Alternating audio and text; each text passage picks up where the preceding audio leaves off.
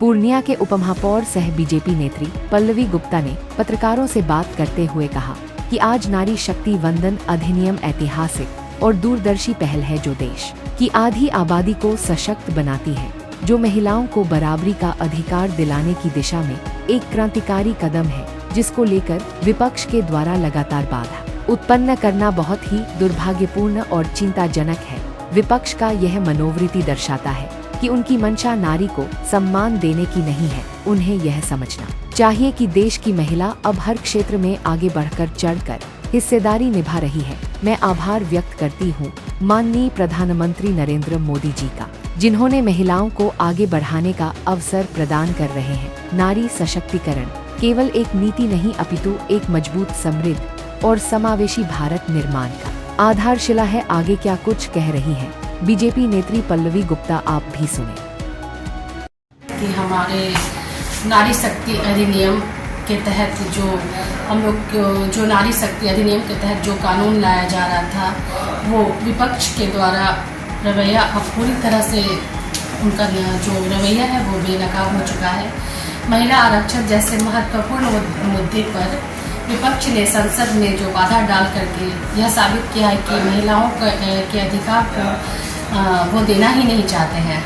आज देश महिलाएं खेल, विज्ञान, चिकित्सा और हर क्षेत्र में अपनी पहचान बना रही हैं। जैसा कि डॉक्टर भीमराव अंबेडकर ने भी कहा था कि अगर समाज की प्रगति को जानना है तो महिलाओं की स्थिति से ही नापी जाती है।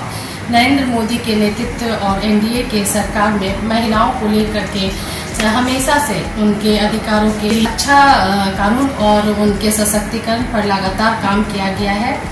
और पिछले 3 दशकों से महिलाओं के आरक्षण बिल को टालने का काम विपक्ष के द्वारा किया जा रहा है। विपक्ष के लोगों के द्वारा परिवार के लोगों को ही आगे बढ़ाने का जो सिलसिला जारी है, और जैसे कि गरीब, दलित, आदिवासी और पिछड़ी महिलाओं को कभी भी ये अवसर नहीं दिया जाता है। यह सिर्फ एक बिल नहीं, महिलाओं के अधिकार, और वो सिर्फ अपने अधिकारों को लेकर के सिर्फ वोट देने के लिए नहीं है। यह सिर्फ एक बिल नहीं, बल्कि महिलाओं के अधिकारों को लेकर के जो कानून पास होना था, उसमें जो महिलाएं हैं उन्हें 33% जो आरक्षण देना था, उसके तहत लोकसभा में और राज्य विधानसभा में उन्हें 33% का आरक्षण मिलना था। और देश की जो नेतृत्व है, जो देश की आधी आबादी सम्मान और अधिकार का सवाल है।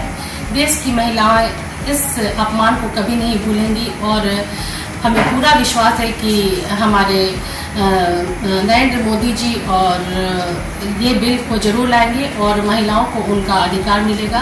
क्योंकि यह जो नारी शक्ति अधिनियम बिल पास होना था, वो सिर्फ महिलाओं, जो आज महिलाएं हम सिर्फ वोट देने के कतार में ना रहें, अपने अधिकारों को और देश की जो भी फैसला और देश की उन्नति के लिए जो भी कार्य लोकसभा और राज्य विधानसभा में जो लिए जाते हैं, उसमें महिलाओं को 33% का आरक्षण, ये महिलाओं का अधिकार है और उसे मिलना ही चाहिए। और नरेंद्र मोदी के नेतृत्व में और एनडीए सरकार के तहत ये हम महिलाओं को जरूर मिलेगा, ये हमारा पूरा विश्वास है।